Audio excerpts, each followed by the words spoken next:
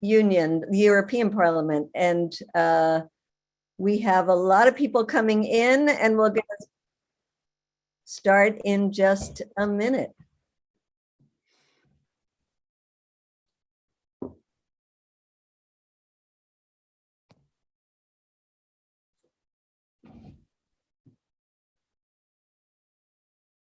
So people keep asking who we heard. Clare Daly from the European Parliament, and Richard Boyd Barrett, who you will hear from soon, Irish Member of Parliament.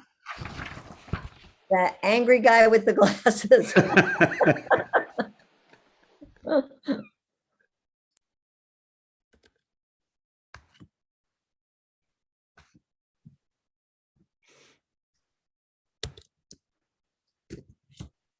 So what do you think?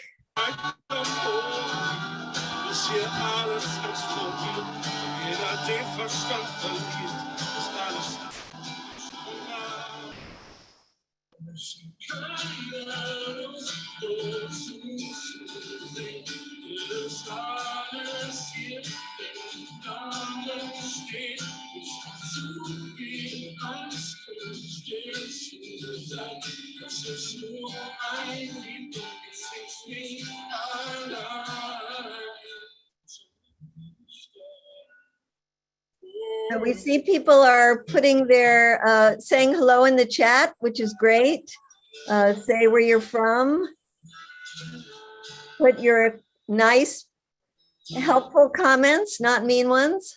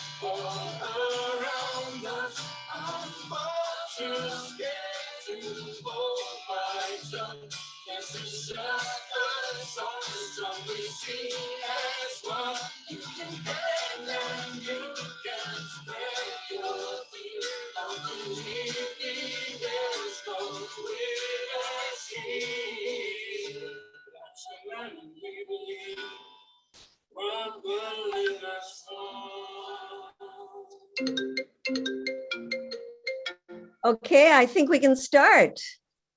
So hello to everybody. My name is Medea Benjamin. I'm with the group CODEPINK, and on behalf of CODEPINK, Stop the War Coalition, Campaign for Nuclear Disarmament, No to NATO, and the Irish Anti-War Movement, we want to welcome you to the second international rally. We're very excited to have so many great speakers and so many great participants. It's really exciting to look at the chat and see everybody signing in from many places around the world. And at this time when we're feeling so distraught about what's going on in Ukraine, it's important that we have chances like this to talk to each other, to be with each other, to strategize with each other. And let's remember, you will not agree with everything that every speaker says. And that is fine and that is good. But let's be respectful. We are peace people. We want peace on the earth and we want peace in our community. So make your comments respectful, please. And we look forward to an hour and a half of a lot of good insights and ideas for actions. And I'm going to turn it over to my co-host, Chris Nineham, with the Stop the War Coalition, who I am very honored to be working with for about 20 years now, Chris, right? That's right. That's right. Since the Iraq War. Lovely to see you. Great to see all the speakers. And thanks to everyone for coming on this call. It's very inspiring and encouraging to see that there's so many people coming on and there's more joining every minute. And We had a Zoom about a month ago, which was very successful, and it got 1,000 or more people together. And from that Zoom, we launched some international action, which led to protests and rallies and actions across the world, and that was very important. And this meeting today is a chance to assess the terrible situation in Ukraine and to further analyse it. But it's also an opportunity for us to launch some more action, and we'll be talking about that as we go forward in the meeting. Do put your comments in the chat. Do say where you're from. Do mention any action that's taking place today, because today itself is a day of action, a day of protest. We've got things going on up and down the country in Britain, and yeah, feed in your information. If you've got any questions, we'll try and feed them to the speakers. Back to you, Medea. Yeah, we have well, people are coming on this Zoom. We also have many who are joining us on YouTube, on Facebook, and several radio stations that are broadcasting this. So we will be reaching many thousands of people, and it is important that people get a chance to hear from these great speakers and recognize there is a global community that is calling for peace and negotiated solution. I was particularly distraught when I heard the chairman of the U.S. Joint Chiefs of Staff, General Mark Milley, when he was speaking before Congress this week. And he said, I think this is a very protracted military struggle that we will be measuring in years, even throughout, perhaps not decades, but years. This is very worrisome. And one of the things that is going to help us as we move forward is to really build a strong and effective global movement that demands a ceasefire, a negotiated solution, and does not allow this to keep dragging out. So that's part of what we're here to do. And Chris, you're going to introduce our first speaker. Okay, so we're very, very pleased to have with us today Vijay Prashad, who is the director of the Tricontinental Institute. He's also a well-known figure on the social media. He's an author, and he's a serious campaigner against NATO and against Western imperialism. So very happy to have you here. Over to you, Vijay. Thanks a lot, Chris. Thanks a lot, Medea. Today, April 9th, in 2003, the United States Army entered Baghdad. The looting began. Baghdad had not seen anything like that since the 13th century pillage by the Mongols led by Helgu Khan. In 2003, just a few weeks after that, while the United States was in the midst of its illegal war against Iraq, Fidel Castro spoke in Buenos Aires, Argentina. Our country does not drop bombs on other peoples, Castro said, nor does it send thousands of planes to bomb cities. Our country's tens of thousands of scientists and doctors have been educated in the idea of saving lives. Cuba had an army, yes, but not an army for war. It had, Castro said, an army of white coats. We have at least two ways to be alive in this world. We can live in a world of weapons and intimidation, a world for preparation toward war and a world for war. Or we can live in a world of teachers and doctors, people who give us confidence that we can make a better world out of this one, this wretched world of war and profit, ugliness that overwhelms us. Wars either end with destruction of a country's political institutions and its social capacity, or they end with ceasefires and negotiations. NATO's war on Libya ended with destruction, the country stumbling along with the smell of cordite in the air and with a broken social order. The fate of Libya is not to be repeated anywhere, not in Ukraine certainly, and yet that is the fate ordained for the peoples of Afghanistan, Somalia, and Yemen, countries suffocated by wars, egged on by the West, armed by the West, wars by which the West has profited. Contemporary Russia, a country with nuclear weapons, emerged out of the fall of the USSR.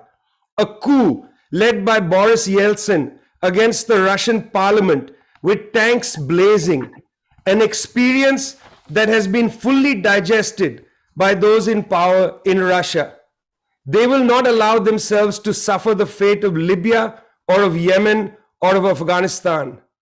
Confidence must be built for a ceasefire and for negotiations. A ceasefire not only inside Ukraine, which is imperative, but a ceasefire in the broader US-imposed pressure campaign on all of Eurasia. What is this pressure campaign, and why bother talking about it now? Shouldn't we only say Russia out of Ukraine? Yes, we say that, but that is not going to sort out the deeper problems that provoked this war in the first place. Let's be frank. When the USSR collapsed, it was the Western countries that used their resources and their power through Yeltsin and then Putin, first to impoverish the Russian people by destroying the social net and allowing a few Russians to devour its social wealth. Then, by drawing these Russian billionaires to invest in Western-driven globalization, including the English football teams. The West backed Yeltsin's bloody war in Chechnya and then Putin's war in Chechnya again, with Tony Blair happily making sure to rearm Russia when it was necessary. We stood against the destruction of Grozny. We did, not Tony Blair. Tony Blair signed standard individual export licenses till his arm hurt. Blair welcomed Putin to London saying, "I want Russia and the West to work together to promote stability and peace." In 2001, George W. Bush looked into Putin's eyes and saw his soul, saying he was straightforward and trustworthy. It was the New York Times' Thomas Friedman who said to keep rooting for Putin in 2001. Do we need now to take lessons from the likes of Blair and Bush, Clinton, and people of that crowd? This movie keeps replaying itself. Saddam of Iraq, a great hero of the United States, and then its villain. The same with Noriega of Panama. Now the stakes are unforgivably higher, the dangers greater. Grandstanding does not help. What lies beneath the surface? In 2001, the United States abandoned the anti-ballistic missile treaty, and in 2018, it unilaterally left the intermediate range nuclear forces treaty, gutting the policy of deterrence. Putin began to talk about the need for security guarantees, not from Ukraine or even from NATO, which is a puffed up Trojan horse of Washington's ambitions. Putin asked for security guarantees from the United States. Why? Because in 2018, the United States government announced publicly that the war on terror was over and that the United States would now focus its attention, and this is the United States government reports, it would now focus its attention on preventing the re-emergence of long-term strategic competition from near-peer rivals such as China and Russia. European countries with the United States began to carry out freedom of navigation exercises through NATO in the Baltic Sea, the Arctic Sea, and the South China Sea, sending threatening messages to China and Russia. Those security guarantees Putin asked referred to an end to this US-imposed pressure campaign around Eurasia. End this war. But this war will not end merely in Ukraine. The entire war must be ended. No more seeking to defeat near-peer rivals. This is the worst kind of macho idealism, the idea that the United States can be dominant forever. We want a realistic world, a world of humanity that wants to deal with the climate catastrophe, a world that wants to end hunger and illiteracy, a world that wants to lift us out of despair and into hope, a world that would like to have an army of white coats, an army of doctors, and not an army with guns. Join us. Join us in building an international movement of hope against fear, of love against hate. Thanks a lot. Wow. How beautiful, how powerful, and to give us a positive vision. Thank you so much, Vijay. We are very grateful to you for joining us on this one and the last one. And we are extremely happy now to introduce somebody who is a real favorite among a lot of our people who are watching, and that is Janis Verofakis. You've been very outspoken on this issue and extremely enlightening. Janis is an economist, politician, author. He served as finance minister of Greece, and he is the leader. How do you say the name of the party, Janis? It's Mera 25. Mera 25. Mera 25. Thank you so much for being with us. Well, thank you for organizing this. These are very lonely times for all of us, fighting to stop the war and to stop it in a manner which is consistent with basic principles of social justice and rationality. Look, when I was growing up, my parents impressed upon me the huge difference between being a patriot who loves his or her country and being a nationalist who thinks his country has rights over other countries. And you know, this is a difficult and confusing often distinction, which we need to navigate while we're watching an invasion taking place. While an invasion is taking place, it's imperative. It's imperative that we avoid. Really disheartened both times now. Somebody needs to mute themselves. You need to mute. Yeah. There is an unholy trinity that needs to be avoided by all internationalists. The first thing we must never do, is take sides when, actually refuse to take sides when a country is being invaded. We should not be equidistant. When a people are invaded, we really need to stand next to them, by them. Identifying a people with its government is a cardinal sin. We must never, ever, ever do that.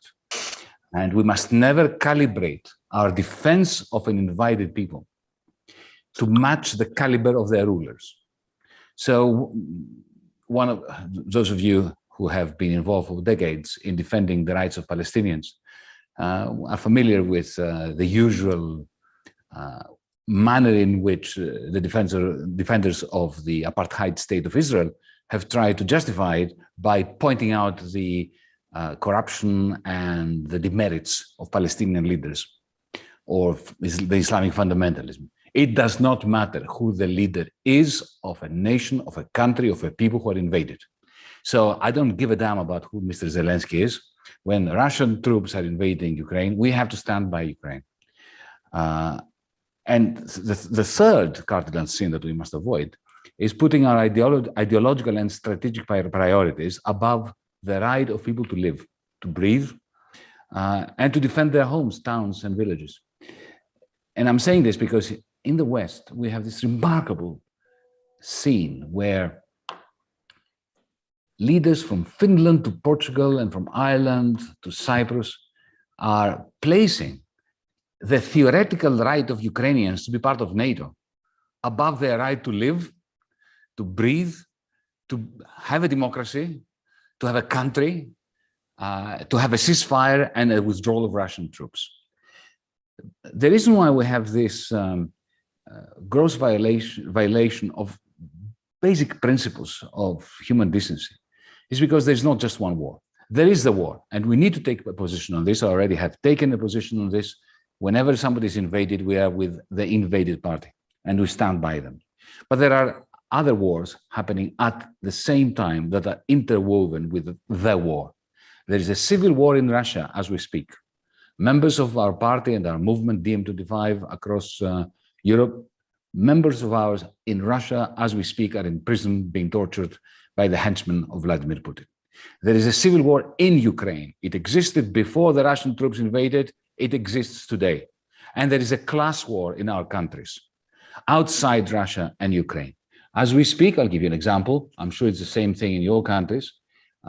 The oligarchs who are running the privatized electricity industry here in Greece are making super profits, mammoth profits, taking advantage of the increase in the price of gas.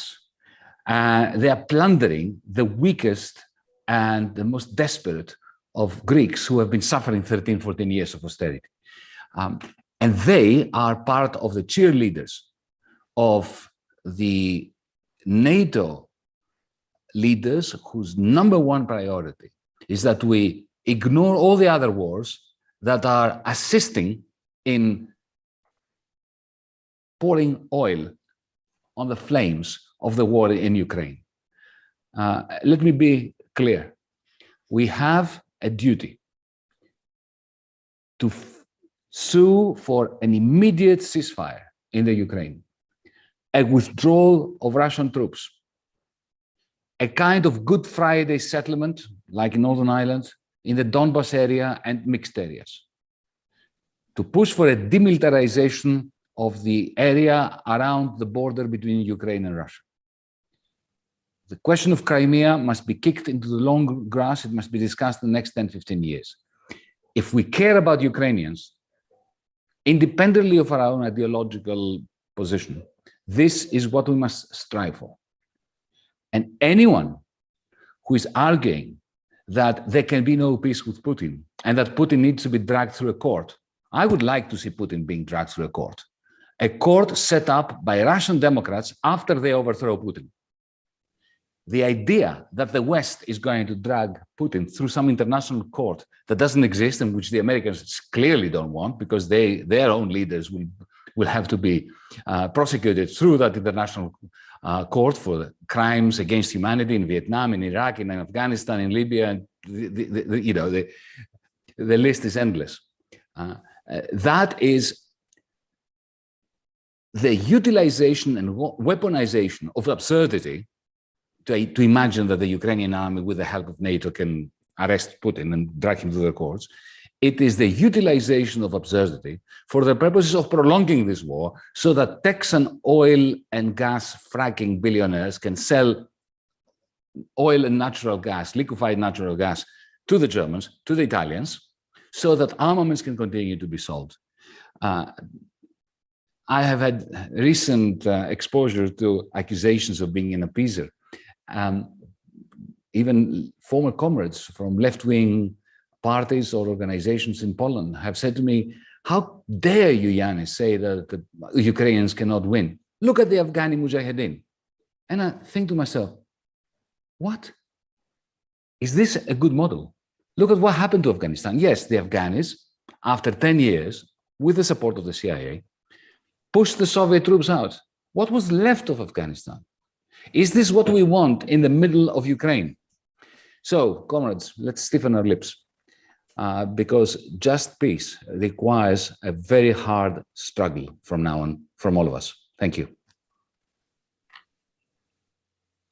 Thanks very much, Janis. That was very inspiring, and it's really great to have you on this call. We're now going to go to our next participant, who unfortunately couldn't actually come live, so she's had to record a little talk, a video talk. But her name is Clare Daly. She's an Irish politician. She's a member of the European Parliament, but she's one of the very, very few political representatives in Europe who has actually spoken out against the war. And I guess quite a few of you have seen her speech. It was a very, very inspiring speech. It's circulated massively on social media, and I think it's really helped to kind of validate and spread the anti-war message. So we're very pleased to have a special exclusive 4 or 5 minute analysis from Clare Daly.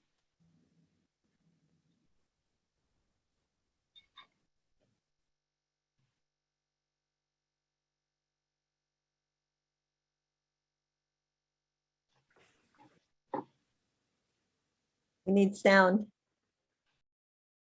We've got no sound, Ariel. Ukraine who are dying in their thousands.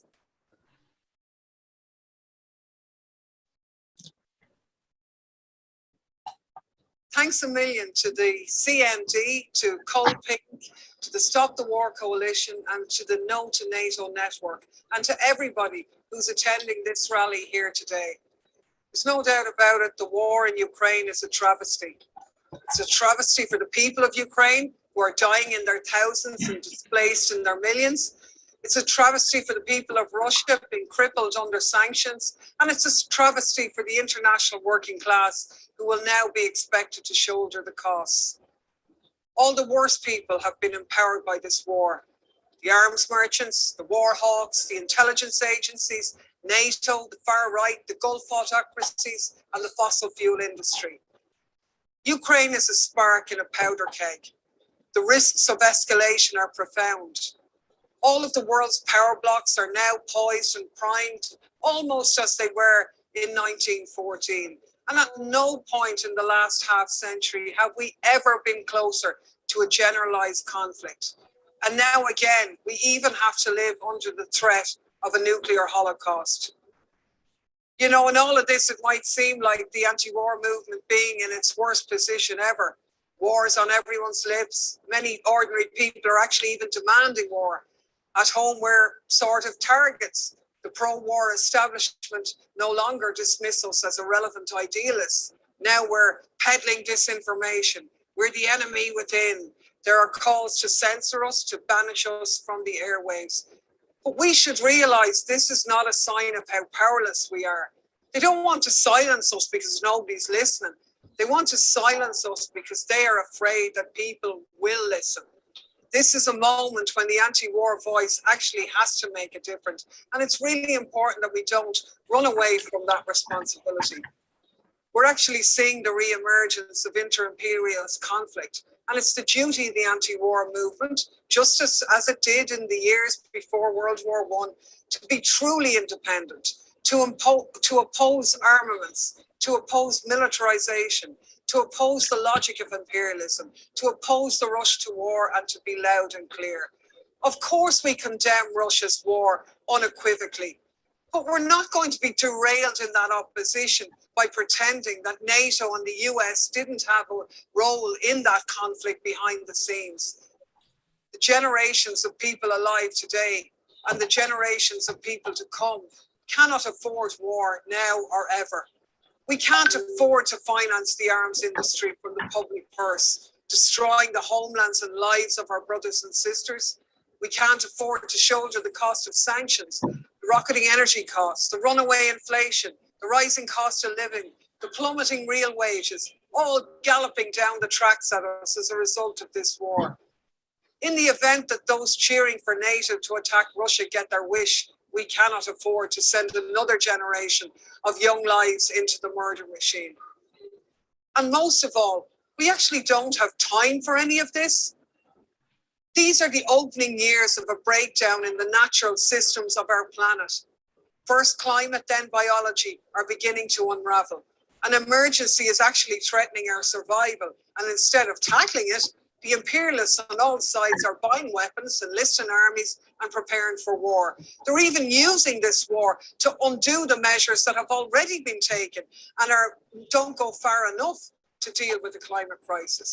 These people are building a massive bonfire, and if we don't stop them, they'll set the world on fire. But, you know, the anti-war movement is global.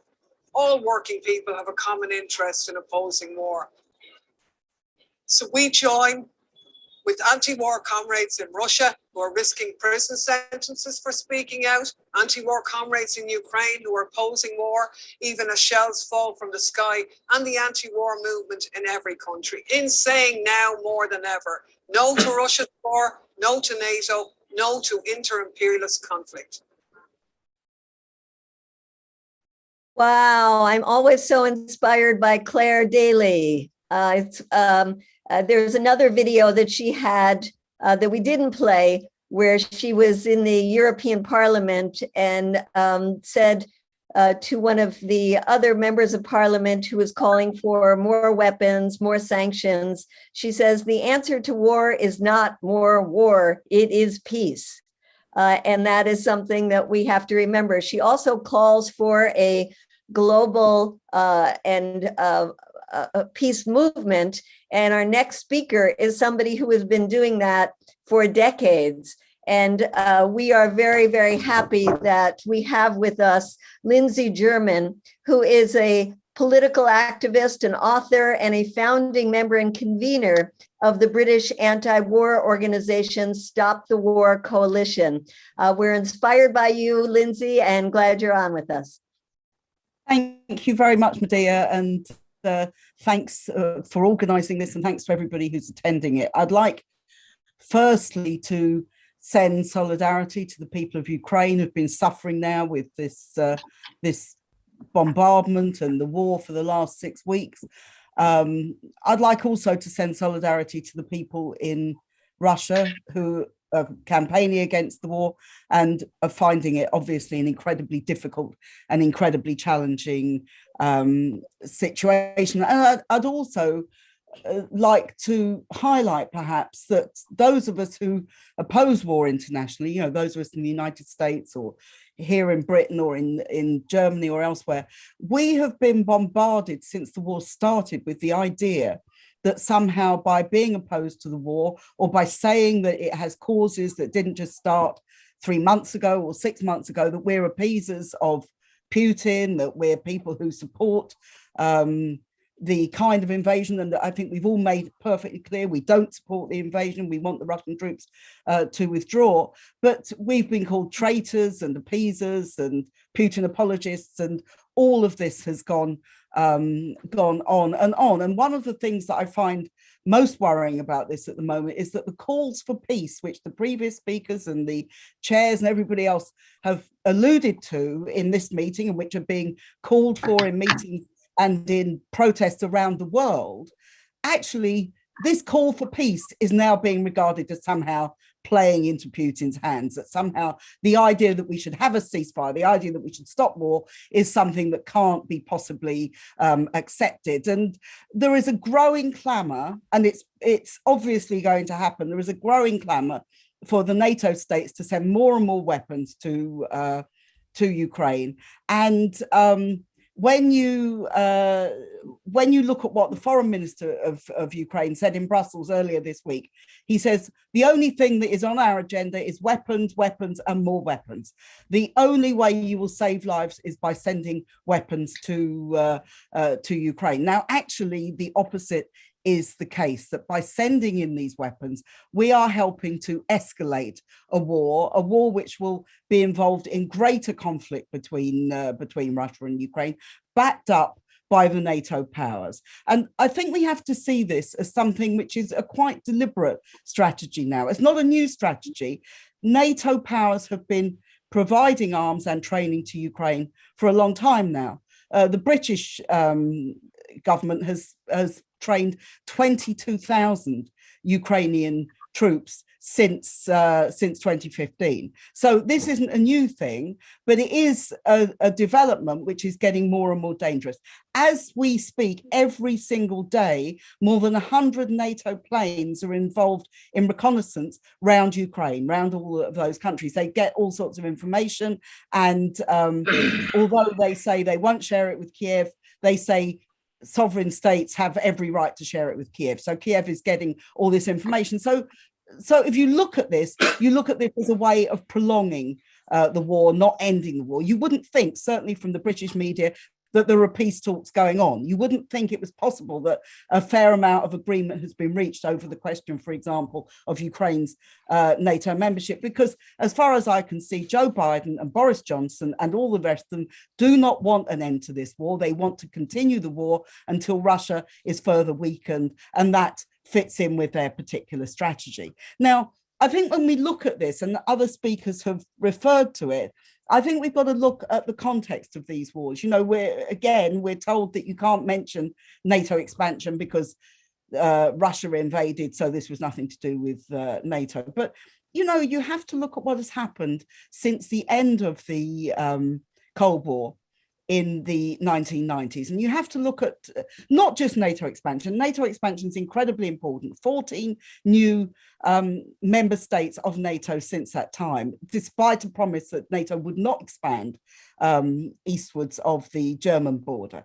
But it's not just the NATO expansion, it's also that we have lived in that period through a whole number of aggressive wars in which NATO played a very, very major role, a whole number of them in Yugoslavia, in Afghanistan, in Libya, and in Iraq. In all of those ones, we've seen these absolutely brutal wars of aggression in which our governments have played an absolutely central role. And it's not just that, you've also seen the massive increase in arms spending worldwide, which leads to the increase in tension and leads to the possibility of greater wars.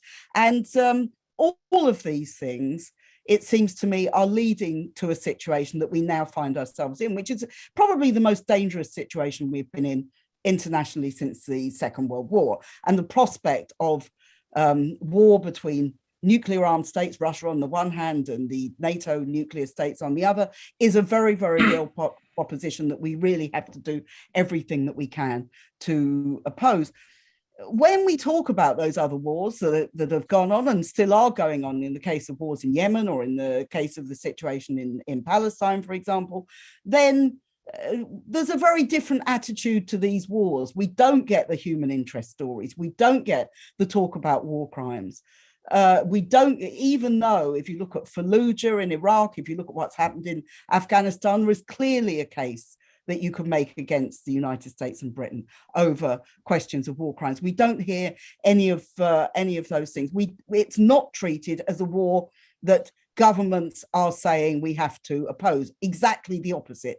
The British government is pouring arms into Saudi Arabia, and Saudi Arabia is the major protagonist in the war in Yemen. All of these things, I think people can begin to see the hypocrisy in all of this. Now, we're in a difficult situation today because this war is happening. It's on everybody's television screens every day. We see horrific scenes, and it makes people, obviously, people are very sympathetic to the people of Ukraine. There's a very high level of casualties actually on both sides for a war that has gone on for a relatively short period of time. So we're in a difficult situation, but we're not. I would argue that whereas the governments and the media are absolutely determined to bang the drum for more war, for more weapons, for more military, for more money, that isn't the view of most working people, I don't think, around the world. I think that they have sympathy for Ukrainians, but they do not want to be dragged into another war. And one of the things that we as an international peace and anti-war movement have to say, that the only way out of this solution, the only solution to this is a ceasefire, is withdrawal, and is the possibility of peace talks. Now, everybody knows that isn't the end of the story. Everybody knows this is an inter-imperialist conflict. Everybody knows that this is a situation where we have to change a lot of the priorities of our society. So it isn't based on militarism. It isn't based on war. It isn't based on the kind of blind economic competition between different states that we see at the moment. But getting that peace settlement would be a huge advance on what we have now and would save many, many lives. To me, as the movement, it's the most important thing that we have to do is we have to keep organizing, keep having meetings like this, keep having demonstrations, keep getting resolutions through trade union branches and through all sorts of other bodies that we can. We really have to stand up and be counted at the moment. And while there is this drive to war, we shouldn't be despondent about that, I don't think. I think we should see the movement as a movement which is growing. Certainly in Britain, we're getting more people coming around us now. We're having successful meetings and we're doing all those kind of things. These are fairly small things at the moment, but we can build those into much, much bigger demonstrations. And the final point I'd just like to make is this, that the governments of the world are not popular. They're not liked. They're not respected. We have an international cost of living crisis, which is hitting hardest on working class people. At the same time, Boris Johnson, who rushed to Kiev today to meet with Zelensky. Boris Johnson is saying you are all going to have to take a cut in your living standards. And he is going to come back to Parliament next month.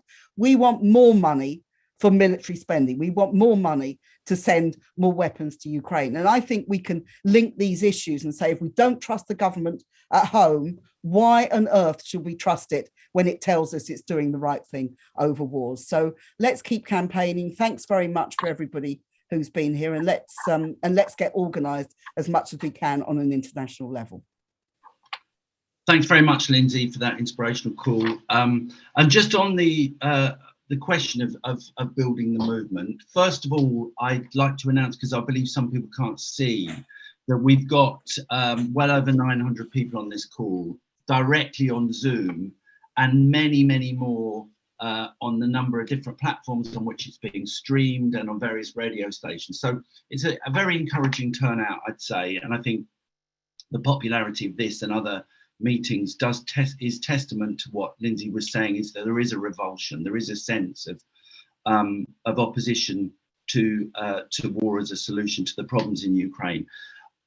On action, a couple of things. One is, in Britain, we've been circulating a Peace Now petition, which is calling on our government, the US government, and other governments in the West to stop ramping up the military response and start taking negotiations seriously. That's now in the chat, so anyone who wants to have a look at that and sign it and circulate it, please do so now. And secondly, before I introduce my next speaker, who's actually involved in the No to NATO, centrally involved in the No to NATO campaign and network, I would like to propose that we, as a kind of international movement, call for an international day of action on the weekend just before the NATO conference, the NATO summit starts in Spain in June. That would be Saturday, June the 25th.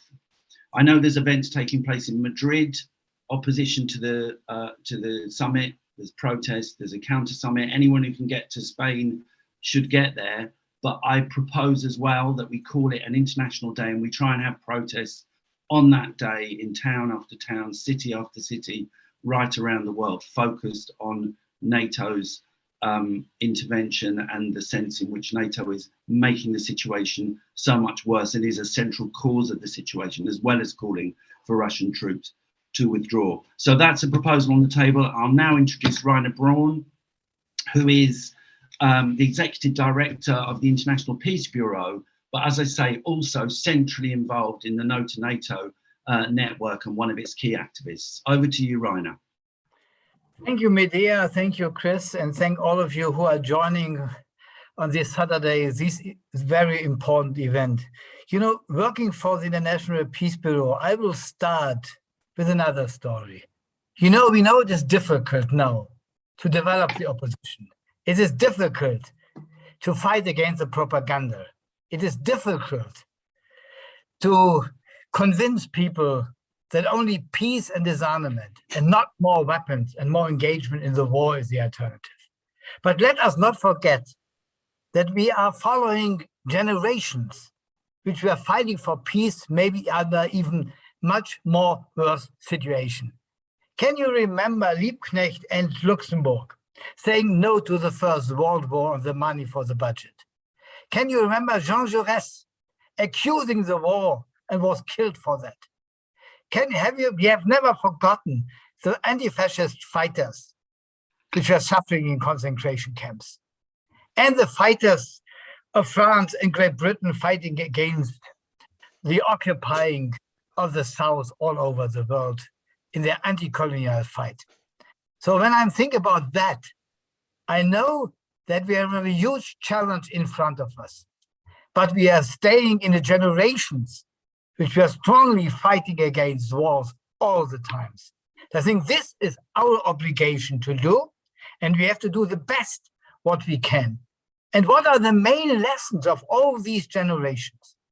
I think the first lesson is more wars will never bring us to peace. And it is not only to say this to the brutal Ukrainian war and the aggression of Russia. we are not forgetting that at the same time we have 24 wars in the world, and in over 20, NATO is deeply engaged. So we know that NATO is a main war driver. And I will say it from my point of view very clear. When NATO and the United States had respected the security interests of Russia during the last 20 years, we would not have this war. Russia's action is illegal and brutal, but we are not forgetting that there is a responsibility also of NATO and the Western countries that it comes to this war. And I say we have to say this very clear, even when it's a total opposition for what we are hearing and seeing every day in the radio and in the TV. We have to say the truth. And the truth is that this war has many responsible figures, and NATO definitely is one. And to say this, we have to be very clear that for me, this Ukrainian war with all the brutality is the opening for other future wars the United States and NATO have in mind. And this is mainly and first against China. And we should never forget that maybe this is the opening for more confrontational politics against China, and we have to put this on the agenda. We have to convince for that. Saying that, I have to say that above all people and all activists in the NATO country, we have to do everything that we can stop the new arms race which started with the Ukrainian war. 2% GDP is quite nothing any longer. We have the discussion about 2.5, even 3 point. And we have special funds, which were immediately created. We have a special fund in Germany for 100 billion. It comes out of the air in one night. It doesn't come out of the air. The paper were ready. They were looking for a time when they could launching these papers. And they believe that now it's the time. And we need an international movement against military spending and for disarmament. And saying this, I would like to end with a point how we can overcome this war, and not only this war. We will come to a ceasefire, but ceasefire is not peace. What we need, not only in Europe, but definitely in Europe, is a new peace architecture for Europe and the world. A peace architecture, and now I'm using old words from Olaf Palme 14 years ago. A new peace architecture where the security of one country is only secure and safe when the security of the opposing country is also safe. Common security in the world, accepting security interests of all countries and come to a disarmament process. And my final words, this includes, and I think Ukraine shows us again, the need for abolishing of nuclear weapons. When some people or some politicians, NATO guys and green politicians are speaking about sending troops to Ukraine or speaking about a no-fly zone, they are preparing the Third World War, and this will be a world war with nuclear weapons. So our challenges is, and I'm saying this some weeks before the Treaty for Prohibition of Nuclear Weapons State Conference, to enlarge our fight for nuclear weapons. Nuclear weapons must be banned, war must be overcome. This is the lessons which many, many peace activists in many, many historical years were saying to us, and I think it is our obligation to continue this fight for a world without war. Thank you. Thank you so much, Rainer. You got me all fired up, and I think we're fired up for our next speaker, who is spending her life trying to get rid of nuclear weapons, and that is Kate Hudson, a political activist, an academic, and general secretary of the Campaign for Nuclear Disarmament, an organization that aims to achieve British nuclear disarmament. Thanks for joining us, Kate. Thanks very much indeed, Medea. And can I say CND also campaigns for global nuclear disarmament. So Tragically, the world is closer to nuclear war than it has been for decades. It's maybe closer than it has ever been. Yet it seems that no effort is being made to pull us back from that risk. And on the contrary, what we're seeing is governments on all sides piling on more threats, more militarization, and more actions that are making nuclear war not just possible, but now probable. It seems our governments are in denial about this, but we cannot be in denial too. We need to take action against this acceleration to nuclear catastrophe. Now, at the start of the war, we all heard, it was on the TV, the newspapers, Putin publicly announced that he had put Russia's nuclear weapons on special alert.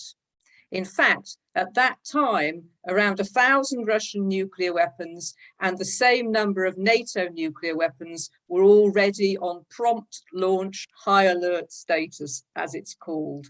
And most high alert missiles can be launched in 15 minutes, and the flight time of those missiles carrying the weapons between the US and Russia is around 30 minutes. So if someone had pressed that button at the start of this meeting, Medea, they would now already be at their destination. You know, this is an immediate and urgent disaster scenario.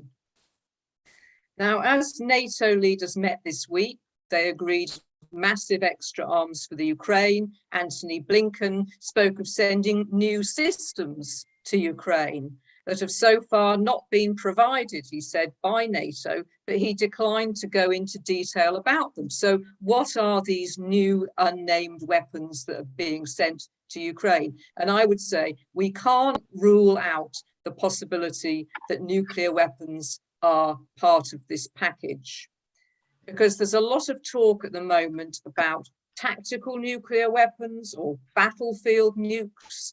They're spoken about as if they're somehow not very dangerous. I mean, and this is just criminal misinformation. And I think what they're doing is softening us up for the use of nuclear weapons. I mean, this is disastrous. Not only would they do massive unrestricted damage, because one thing you can be sure about with nuclear weapons, you can't confine them to a battlefield, you can't confine their impact to a country. So the use of such weapons would also be highly likely to lead to escalation to larger nuclear weapons use.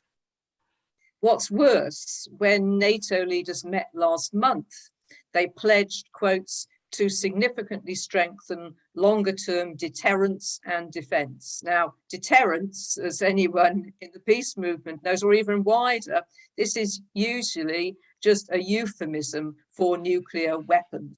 So this is a terrifying scenario, strengthening deterrence, strengthening nuclear weapons. So where will that take us in nuclear terms? Because there are already enough nuclear weapons in the world to destroy everything many times over.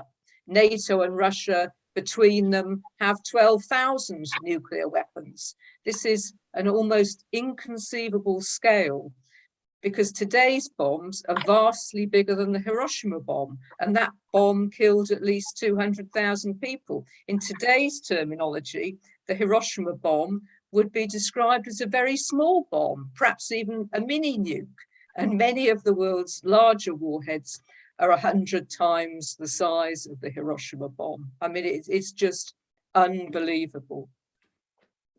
The US also has around 150 free-fall nuclear bombs. That means they can be dropped from planes, and they're located across Europe, assigned to NATO. And I should say that many of the so-called host countries have been trying to get rid of these weapons out of their countries, but they haven't been allowed to by NATO.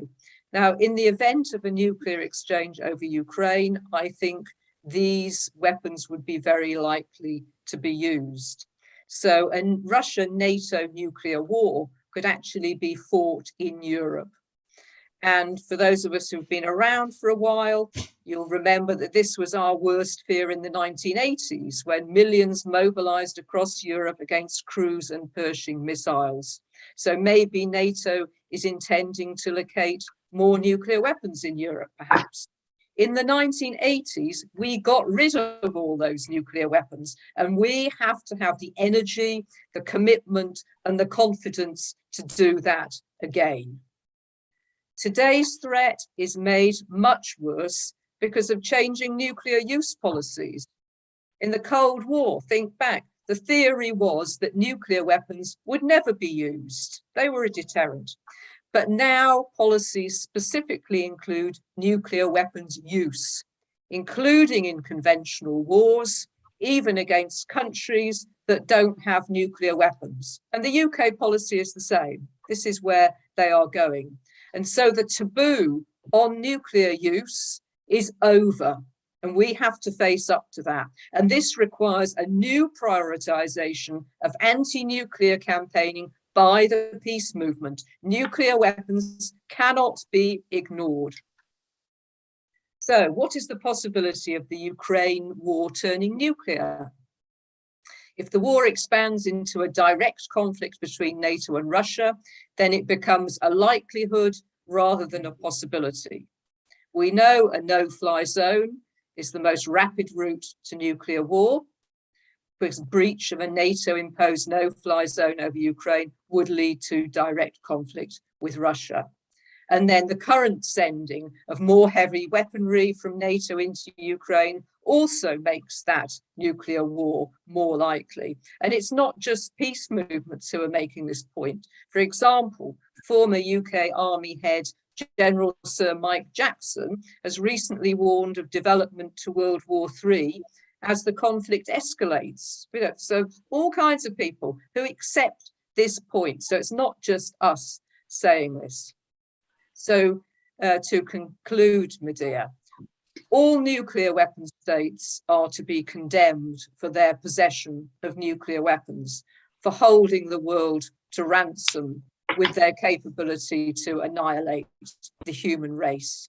Only 9 countries have this capacity, and yet the entire global south and parts of Asia are self-organized into nuclear weapons-free zones. So how can it be acceptable for this nuclear terrorism of the many by the few to continue? Now, the global south has taken steps to reverse this situation. They've introduced the Treaty on the Prohibition of Nuclear Weapons at the UN. It is essential for our movements internationally to follow their lead and support this nuclear ban treaty. We cannot accept that a very small minority of nations can destroy everything at the flick of a switch. We must come together internationally against war, against militarism, and to present new alternatives for our security that are not based on war and the threat of nuclear annihilation. Part of the post-war settlement that we demand has to include nuclear disarmament. Thank you very much. Thanks very much, Kate. Thanks for pointing out the terrible dangers of nuclear warfare that are kind of embedded into the situation. We're now very pleased to welcome Noam Chomsky to our panel. He's not someone that needs a long introduction, but he is, of course, a linguist, a writer, a historian, an activist, one of the most high-profile figures anywhere around the world campaigning against war, and he's been central, really, to the international argument over the potential disasters of the war in Ukraine. So I'm very, very pleased, very honoured to welcome Noam Chomsky to the platform. Noam, over to you. Thank you very much. Our foremost concern must be to bring the horrific Russian invasion of Ukraine to an end. There's no need to dwell on why we should support Ukraine in its courageous resistance to murderous aggression, but we should also think carefully about the course that this conflict is likely to take and how it can most expeditiously be ended.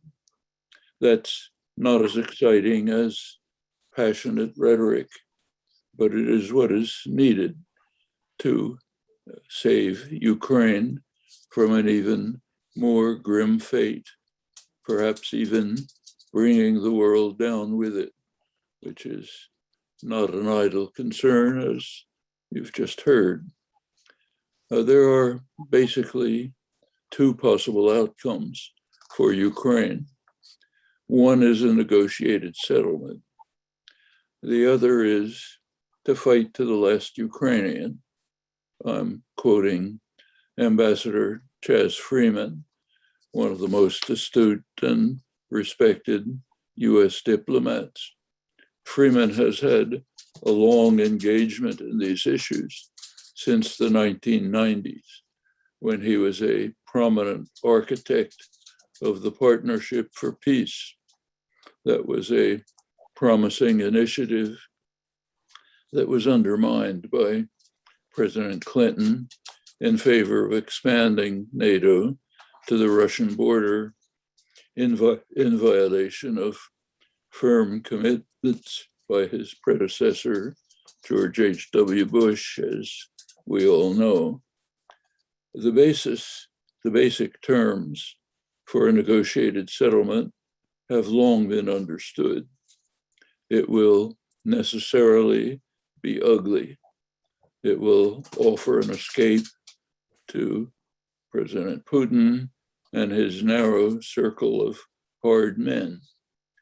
It will involve neutralization of Ukraine, primary Russian demand for 30 years, and a quite understandable one.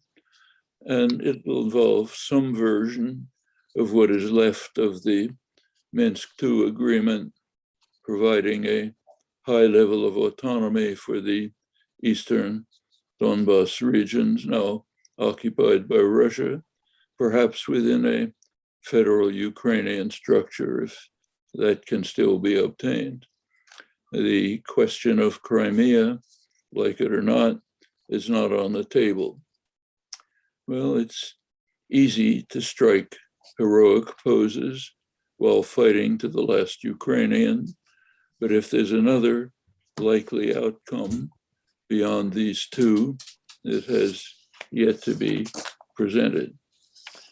If the US had been willing to accept some such agreement, it's quite possible that the invasion could have been averted. Whether something like it is still feasible, we can only know when it's tried, not otherwise.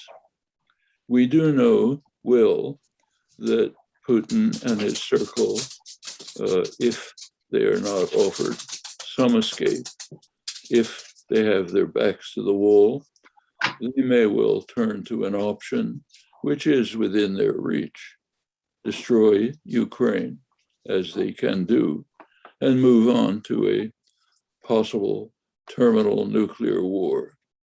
That's hardly a possibility we should choose to encourage. We can only speculate about the thinking within Putin's circle. There are indications that they might accept a negotiated settlement along the lines I just mentioned, familiar ones. That possibility must be explored if we have any concern about the fate of Ukrainians and the fate of the world. We do have information about current US thinking.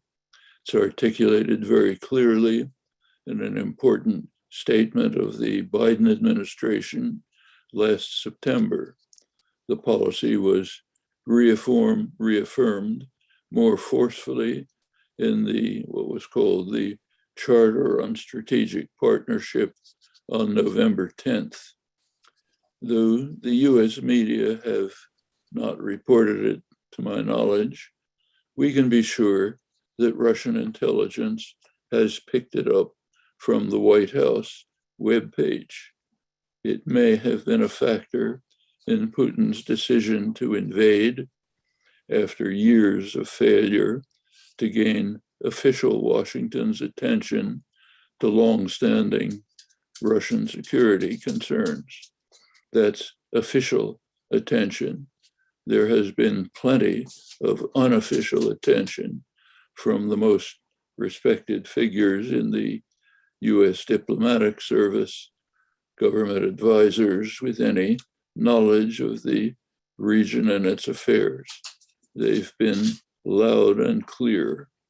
For 30 years, Washington has been receiving strong warnings about the recklessness of constant provocation of Russia and the recklessness of ignoring its clearly stated red lines. No NATO expansion to Georgia and Ukraine, which are in Russia's geostrategic heartland. The warnings have been dismissed in Washington, which has continued to act to escalate the tensions in ways that I need not review. The policy statement, September and November, calls for expansion, I'm now quoting it, expansion of a robust US training and exercise program for the Ukrainian military, in keeping with Ukraine's status as a NATO enhanced opportunities partner. The invitation to Ukraine to join NATO must remain open. Policy statement goes on, quoting again, to finalize a strategic defense framework that creates a foundation for the enhancement of US-Ukraine strategic defense and secretary cooperation. As I said, the policy was reaffirmed more forcefully in the Charter for Strategic Partnership on November 10th. Well, we might imagine if a huge China-based military alliance were to expand its efforts to incorporate Mexico within the alliance, carrying out joint training and exercise programs with the People's Liberation Army, emplacing advanced weapons in Mexico aimed at the United States, all within a Chinese-Mexican strategic defense framework. It's unthinkable, of course, and it's no infringement on Mexico's sovereignty that it could never even contemplate such a course. Well, I would like to stress again that we must be devoting our efforts to end the Ukraine horrors as quickly and as expeditiously as possible. China and the United States are the two major powers that could facilitate the negotiated settlement. China is not trying and is justly criticized for this failure. Washington is not trying. That's what we can hope to influence by hard and dedicated work. That's our task, a difficult, an urgent, and demanding one. Thank you. Thank you so much, Noam. We're so honored to have you with us, and so honored to be hearing you and reading you, and you are a constant source of knowledge and also inspire us to get active. And we have another speaker coming up who is also somebody who inspires us with his knowledge, and that is Tariq Ali. He's a journalist, a filmmaker, political activist, and the editor of the New Left Review, and a widely published political commentator. Thank you so much for being with us, Tariq. Well, to be frank, there's not too much to add after what Noam has said.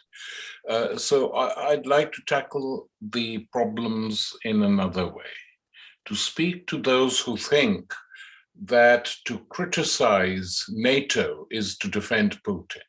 And this is very common amongst people who till recently have shown nil interest in the wars that have been waged in the 21st century. who have never opened their mouths, or rarely, against the NATO occupation of Afghanistan for 20 years, an occupation and a war that was entitled Enduring Freedom, which has ended in total disaster, both for the United States, the region, and above all, the people of Afghanistan who have suffered. And so therefore we make no apologies in saying that this war that is being fought is Putin's war. He initiated it. He had been warning the United States privately and semi-publicly that if they made the Ukraine a NATO base, they would do it. And they ignored him. Effectively, they ignored him. The current boss of the CIA, in a document written in 2008, and sent to Condoleezza Rice in the Bush White House, said, I've spent 2.5 years talking to Russians, not just Putin supporters, but Russians of every type. None of them will accept crossing the red line in the Ukraine. That is the guy, Bill Burns, who's currently the head of the CIA. Very distinguished US foreign policy realists, both in the academy and in the State Department, have warned, don't go too far. So when the United States themselves, or people within senior positions, in the United States, are saying, don't make this mistake, and the mistake is made, why should we forget the mistake? Obviously, had the NATO enlargement either not taken place or had been restricted to what had already been accepted de facto by the Russians, the war wouldn't be taking place. How can we not say that? It's not to defend Putin or the coterie around him, which is supporting the war. It's a statement of political fact. And in fact, the New York Times, in a couple of pieces by their regular columnists, have said as much. It's the press here and the warmongering in Britain that has been much worse than in the United States. I have to say this. And, you know, there's Lu Xun, the great Chinese sage of the last century, once said, often when a landlord is walking with a lapdog in the countryside and sees a poor peasant, it's the lapdog who will bark the loudest, not necessarily the landlord. That is Britain and the United States, effectively. So what are the options now? The options are, as Noam Chomsky has pointed out, either a negotiated settlement or continuous war. Now, this is not a new idea. In 1932, Stanley Baldwin, the leader of the Conservative Party and Prime Minister of the country on a number of times, said, and I quote, "The only defense is offense, which means that you have got to kill more women and children more quickly than the enemy if you want to save yourselves." That is the logic now of hegemonic and imperial assaults that are being carried out in different parts of the world by the United States. So how do we get the Ukraine independent again? How do we save lives? That is our main concern, to save the lives of Ukrainian people who, through no fault of their own, had become victims both of Russia's war and are soon going to be, and people will recognize this, victims of NATO land's decision to prolong and accelerate the war. That is what's happening. It's true that Ukraine isn't technically in NATO, but NATO is in the Ukraine and has been for some years. Have no doubt about it. The rearmament which is taking place has only one design.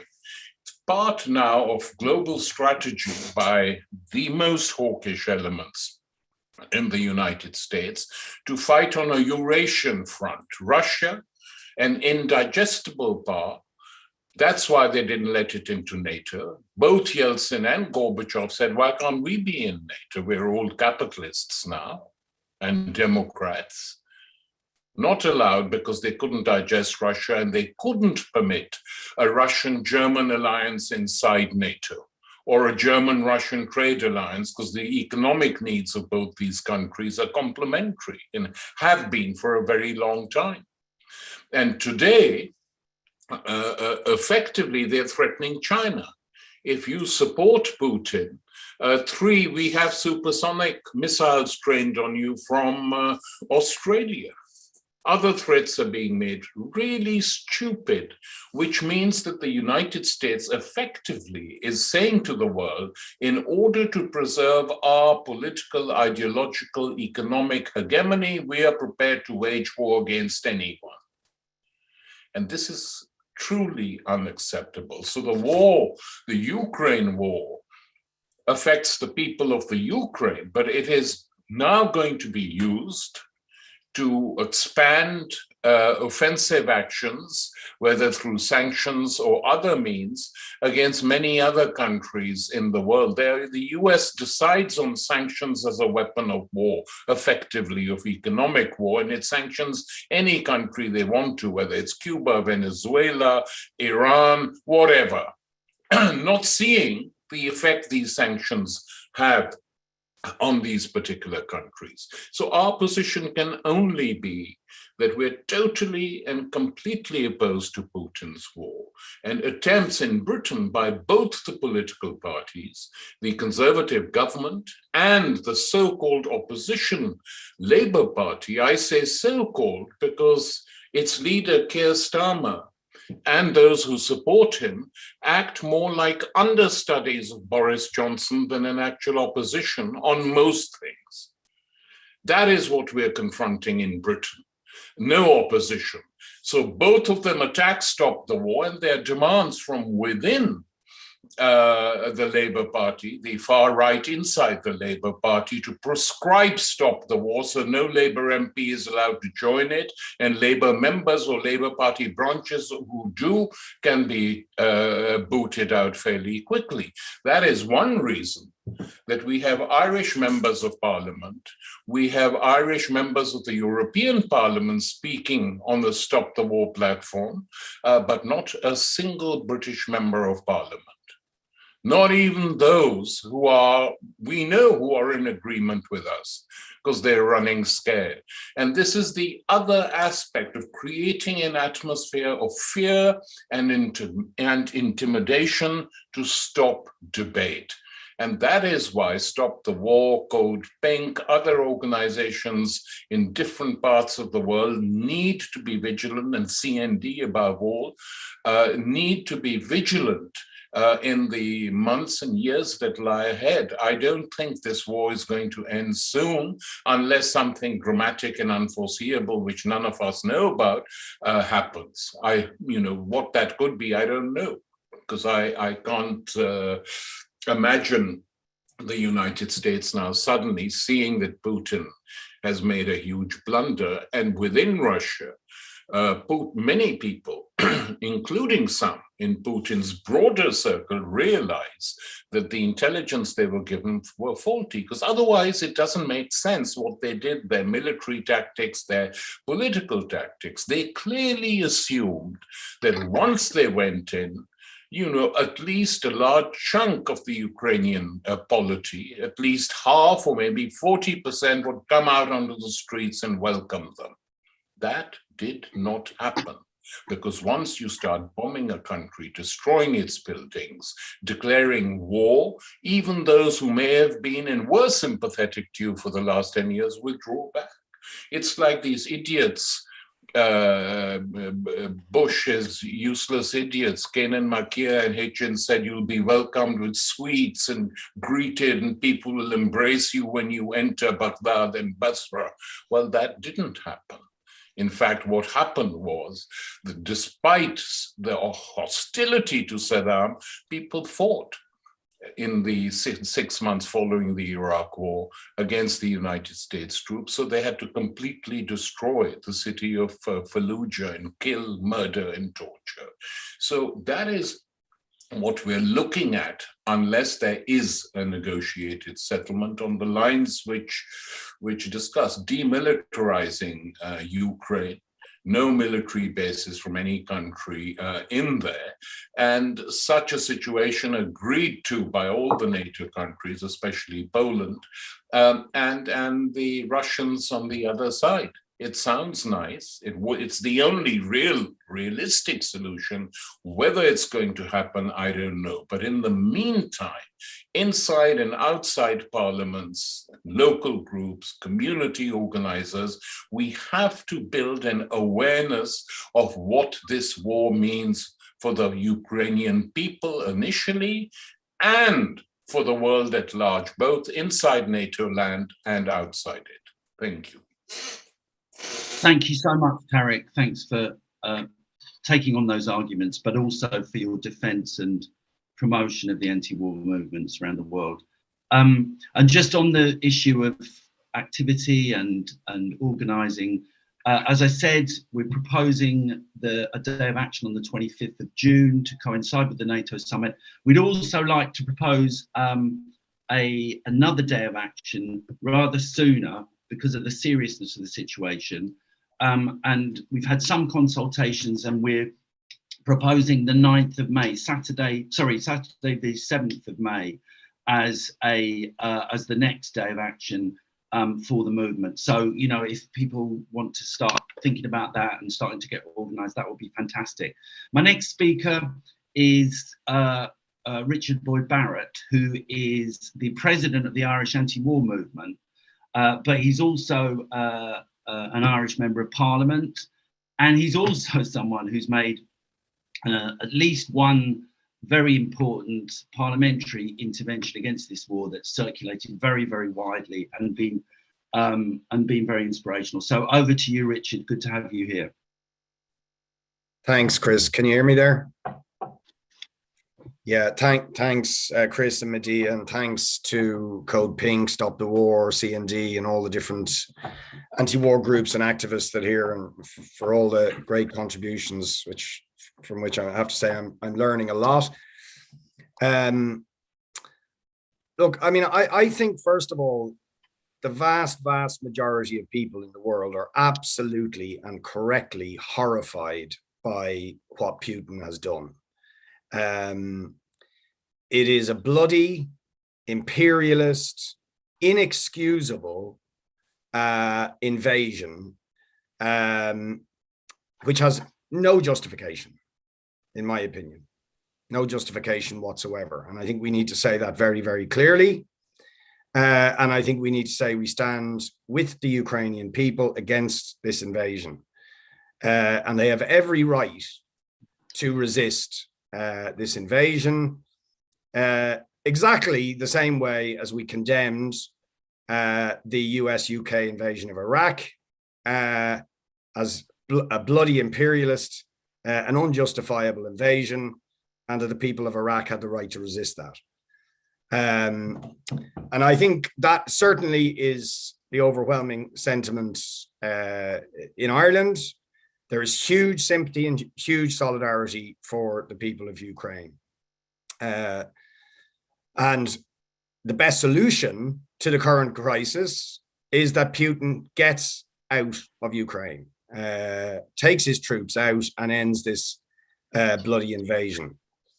But obviously, where all of this is difficult, as all of the speakers are alluding to, is this isn't just an imperialist invasion by Putin, who, let's also remember, you know, has a long history of this sort of stuff, Chechnya and Georgia and Syria, sending troops into Kazakhstan recently to put down workers' revolts. But it's also an inter-imperialist conflict, as everybody has said. It's wrapped up in an inter-imperialist conflict, and it is being ruthlessly and cynically exploited by the NATO powers, by the Western powers, by the US, the UK, and indeed our own government, the Irish government, in order to rehabilitate NATO, to expand the NATO project, and to push for increased militarization across Europe. in a way that, even if absolutely nothing can justify Putin's invasion, that sort of expansion of NATO and militarization makes a confrontation at some point between these superpowers a terrifying likelihood. And so, while simultaneously having to stand completely in solidarity with the Ukrainian people and their right to resist this bloody invasion, we have to argue with all our strength against NATO and what it's doing and the role it's playing, and any idea that it has any positive role to play whatsoever in this situation, through no-fly zones, through pouring weapons into this situation. It does, as Kate Hudson has said, it summons up the very real and terrifying, unthinkable possibility of a nuclear confrontation between the two major powers, the two major imperialist powers, and that is absolutely terrifying. And I think we have to argue for that. And even, by the way, if there isn't a nuclear confrontation, and there's a point I think we should make, is that project of militarization, which the Western governments are using this crisis to advance, also means forget about trying to deal with climate change. You know, if they're going to dramatically increase militarization, arms spending, and the whole military machinery, the whole project of trying to address the climate crisis is finished. And I think we should be saying that. It's our own governments are trying to use the crisis in Ukraine to abandon Ireland's traditional military neutrality, and saying it pretty explicitly. And we're having to push back very strongly against that. So we have to challenge that agenda, but it is difficult, because there is huge sympathy and solidarity, and understandably so, with the people of Ukraine.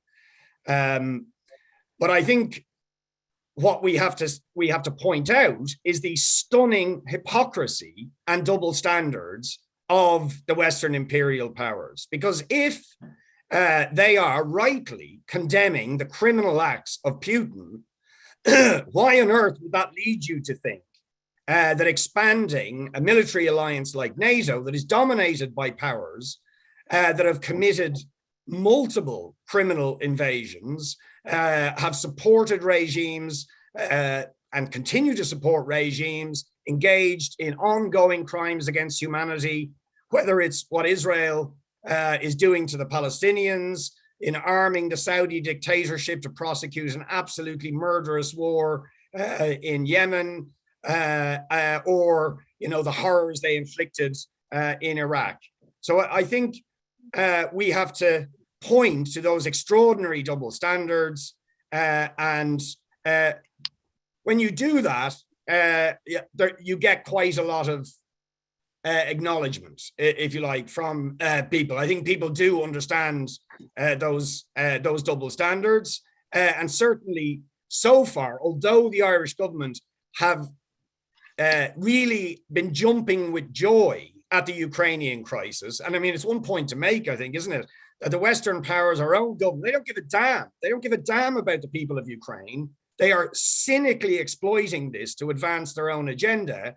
And as Lindsey German said, there is a distrust of governments, which, even with the huge sympathy with the people of Ukraine, there is a distrust of our governments. And I think we have to, if you like, encourage that distrust, because it is entirely justified, that they don't care. And one of the things I think we should point to is that when some of us were pointing prior to this war to the fact that the Russian oligarchs were washing their money through places like the City of London, or places like the Irish Financial Services Centre, our sort of mini equivalent of the City of London, and demanding that they shut down these money laundering operations, not just for Putin's oligarchs, but for all of the oligarchs and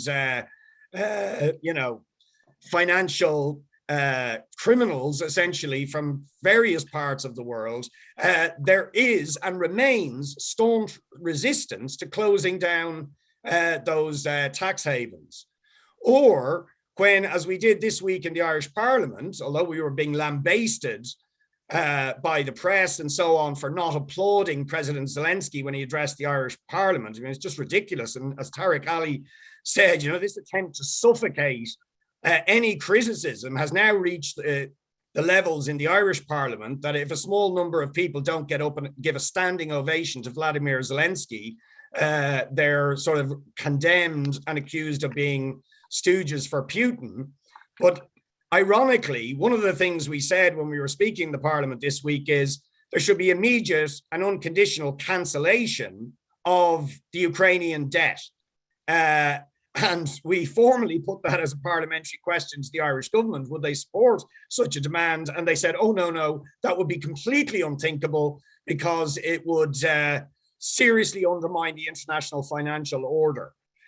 So I think there's lots of examples we can give of the utter double standards, the hypocrisy and the dishonesty of our own leaders who pretend they care about the Ukrainian people, but actually see this crisis as simply an opportunity to increase the project of militarization, expand Western spheres of influence, and expand the NATO military project, which will make more wars likely in the future.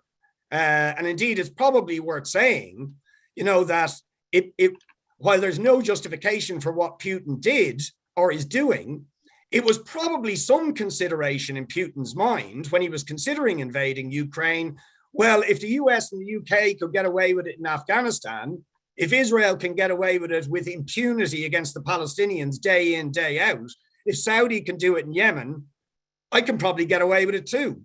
And, you know, so we have to tackle that insane logic of imperialism and of militarism and where it leads to. And as Kate Hudson said, I think remind people of the terrifying consequences of if all of this were to tip over into nuclear conflict, that we are literally talking about there being no future for our children and our grandchildren. And on that basis, make the argument for peace rather than pouring petrol on this dangerous fire. The last point I just do want to make is I do think the cost of living crisis that is emanating from this is terribly important to emphasize as well, is to point out that increased military expenditure is coming and project of militarization and warmongering is coming at a time when there is an absolutely spiraling cost of living crisis for working people across the world,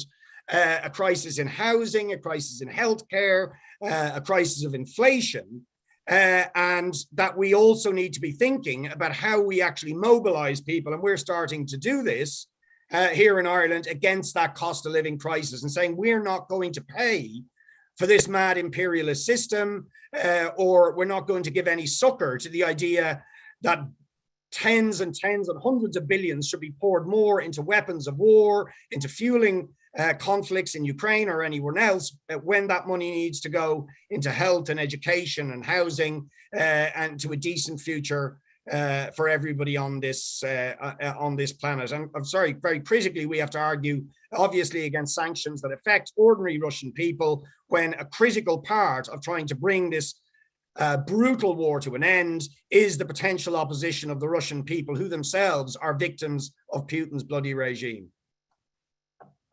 Wow. Thank you so much, Richard, for those very fiery and spot on words. And it is important, all the issues you brought up of connecting the different conflicts in other countries, as well as how this is affecting the economies, both of the region, but of the whole world at this point.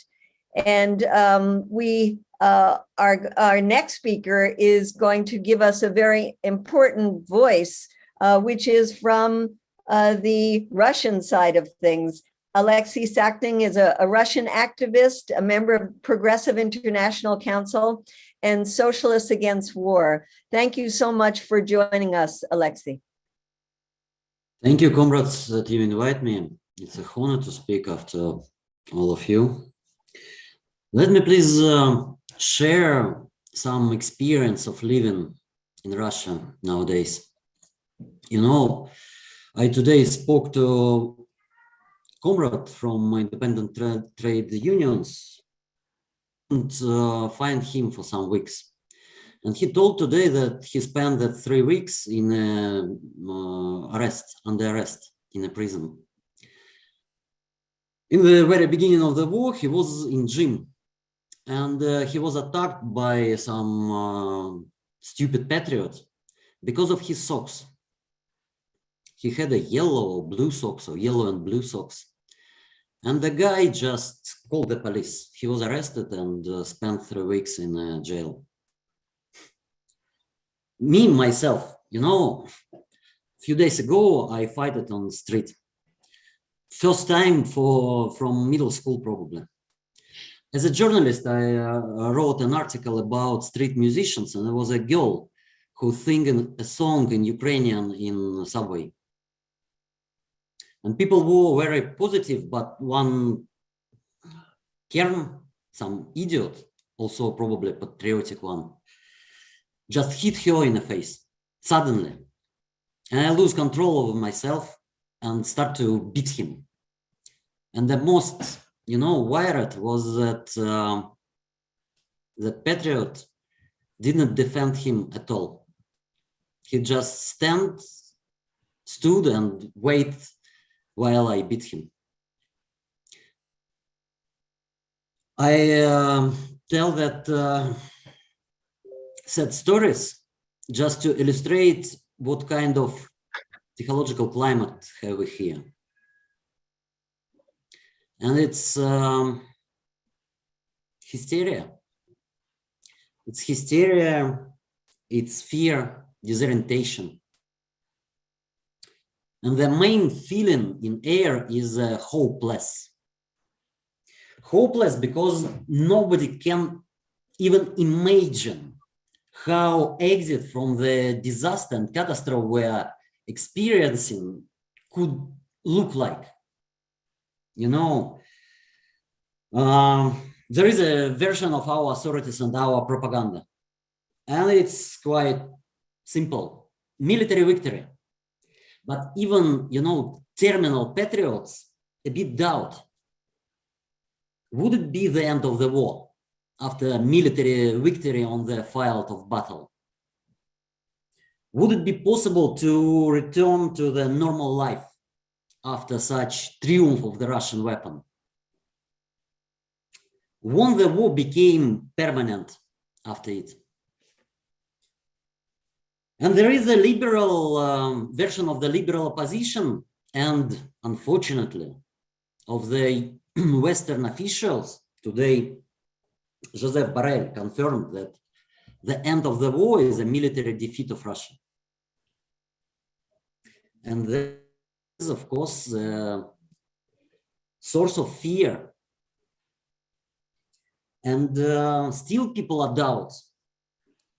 Would be the defeat, military defeat of Russia, the end of war? Would it mean peace? Wouldn't Ukraine and more West revenge? Would that defeat mean national humiliation as in the 90s and territorial section of the country? And that fear led people not to act. That fear paralyzed people. And so nobody can't imagine the exit, can't imagine the end of the war. And one of our propagandists summarized that experience. He said, we are going to ruin all the world if there is no place for Russia in that world. And such an answer, you know, made that hysteria in society unlimited. No chance to finish that feeling of hopeless. And I think, you know, that is exactly what we can change, or at least try to change. I mean, we left humanistic, just democratic, people of democratic views, probably with your assistance internationally. We must show that there is an exit. I began my activist career from, you know, anti-globalist movement for 20 years ago. And it was a popular slogan, another world is possible. So nowadays it's time to show another world is possible. And how? How is it possible? I think I know, you know, key principles of that alternative. First of all, it's a Russian ruling class and probably a global ruling class who failed, who destroy all opportunities to tolerate their world, their institutions, their rules. And it's them, it's a ruling class altogether who should disappear. They should go, but they are still not just a couple of dozen of oligarchs, but 100,000 of rich Russians who are real, you know, flesh and blood of dictatorship. The dictatorship every day. They still have millions in accounts in the Western residences. It's, I mean, I think should be first part of the believable picture of the peace. That social monster, Russian ruling class, and probably not only Russian, have to disappear. And second, all that extremely complicated questions about territorial self-determination, language, borders, culture, they should be solved, not by all the technocrats, politicians, discredited, corrupted politicians, corporations, and so on. Yes, but by very local people, probably very slowly, but without any regard to the institutions and rules of the world which is already gone, which is already failed. Now we are very weak. I understand that very clear, especially here in Russia. But, you know, if we would be able to draw how that another world is possible, to draw that social alternative, that roadmap of the peace, we became the monopolist on the market of peace. And it's exactly that situation which, you know, transform the words, ideas into material force. Situation we are waiting for decades. And it's to make steps, concrete steps for that. It's not impossible to organize conference, to organize probably international coordination, not just international, or think tank who could clarify, which could specify that abstract principles of new alternative world. And that we can do for sure, even those who spoke today. And the last one, very concrete. Comrades, you know, it's very difficult here to cross the censorship.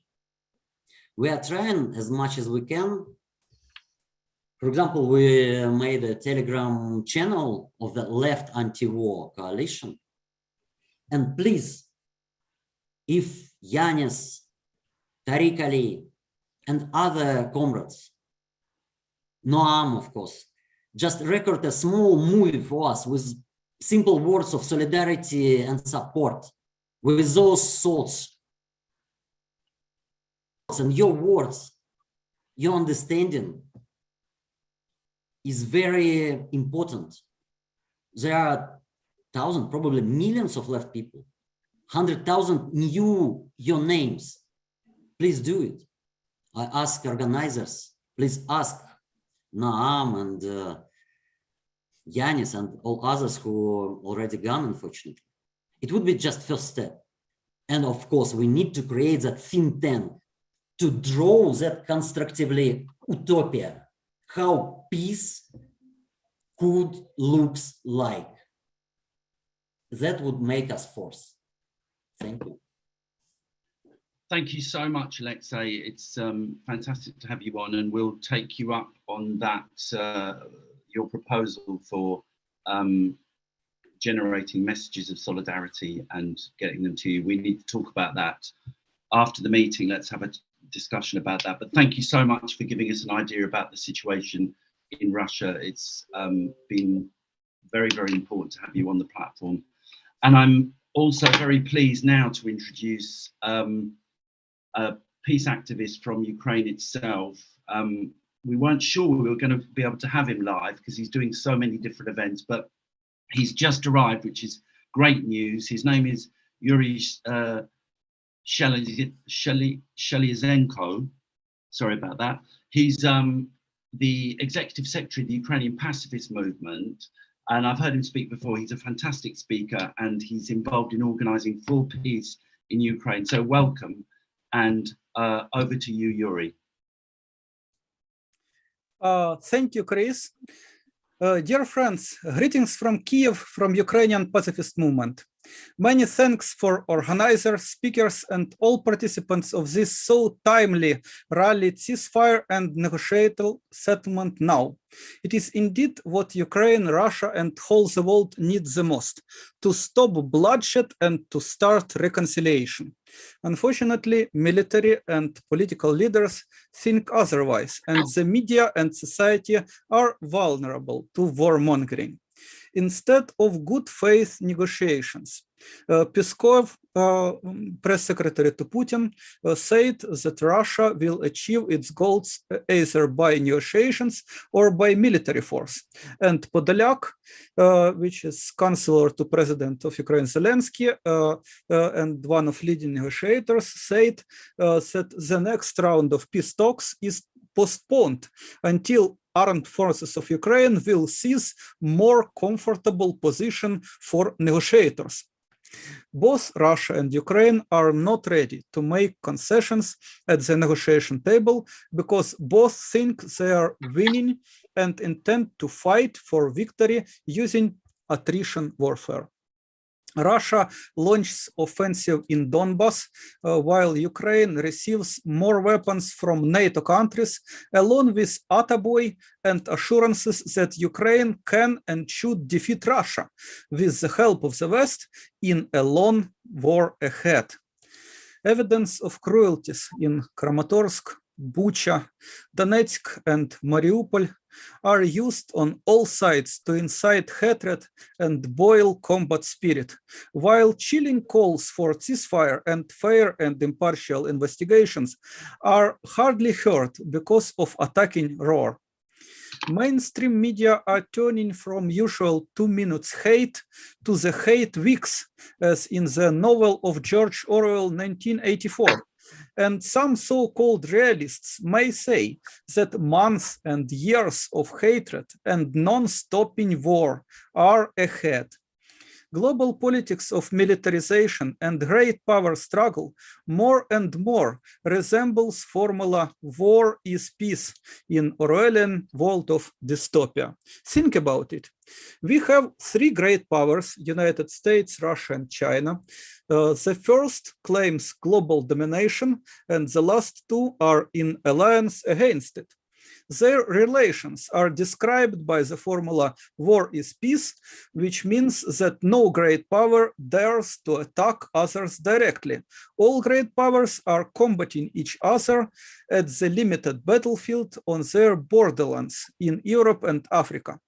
No great power can be defeated, even by 2 others, because of possessing nuclear weapons and willing to drag whole the world into grave rather than surrender.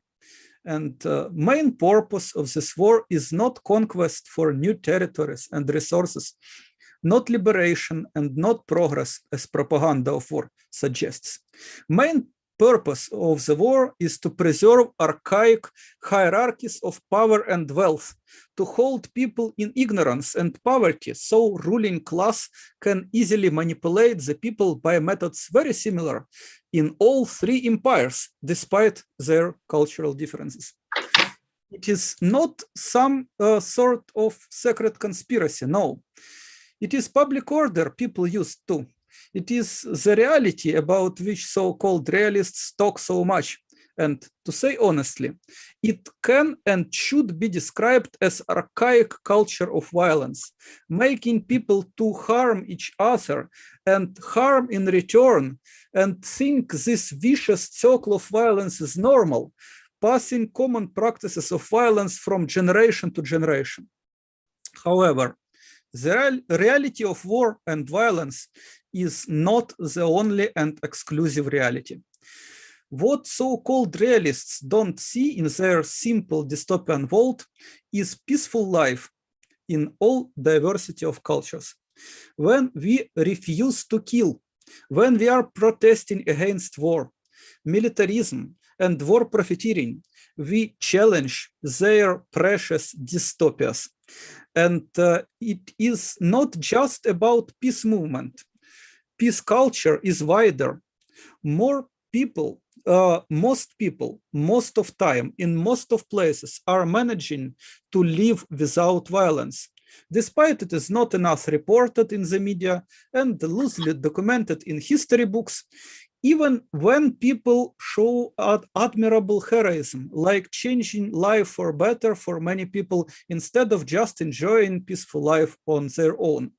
For me, the best form of realism is making real best dreams of the people together. This kind of realism already made reality less violent. Peace talks continue in parallel to warfare. This was unthinkable a century ago. Activists and experts on all sides are exposing lies of propaganda, helping to heal the wounds of war and call for peace instead of turning into cannon fodder. United Nations and international courts give hope for justice, absent in the past when people had no remedies than force and weapons. Numerous peace movements in global civil society unites whole the world and denounces all delusions of violent and militarized global governance, like the unipolar imperialist kingdom of Antichrist and Orwellian dystopia of autarkic multipolarity. We transform our archaic cultures of violence into progressive cultures of peace, making economy more about cooperation than competition, making democracy more about deciding together than taking sides, and making tradition more about trying to do better next time than repeating our tragic mistakes in the past. And make no mistake, it is not enough if Volodymyr Zelensky and Vladimir Putin just shake hands and their media stop portray each other as the puppet and the butcher. Without Joe Biden and Xi Jinping at negotiation table, this will hardly change the world, and unchanged world will generate another crisis. We need good faith negotiations, immediate ceasefire, retreat of Russian troops from Ukraine and retreat of NATO from Eastern Europe. But I doubt even that is possible in current global power structure without hard work on rethinking and transforming widespread knowledge of the world and incentives for human behavior. The escalation in Ukraine is #1 priority, but it is only a first step towards sustainable peace, because whole world needs de-escalation, demilitarization, and peace building. We need to strengthen the system of nonviolent global governance. We need to build the world where nobody tries to win and everybody knows how you can and should achieve win-win. We need major shift from culture of war and violence towards culture of peace and non-violence.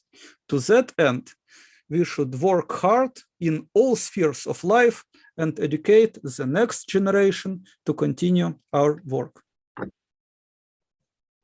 Yuri, thank you so much for your contribution. It's absolutely fantastic to hear from you in Ukraine, and all solidarity with you from the movements around the world, and well done for standing up in the most difficult circumstances.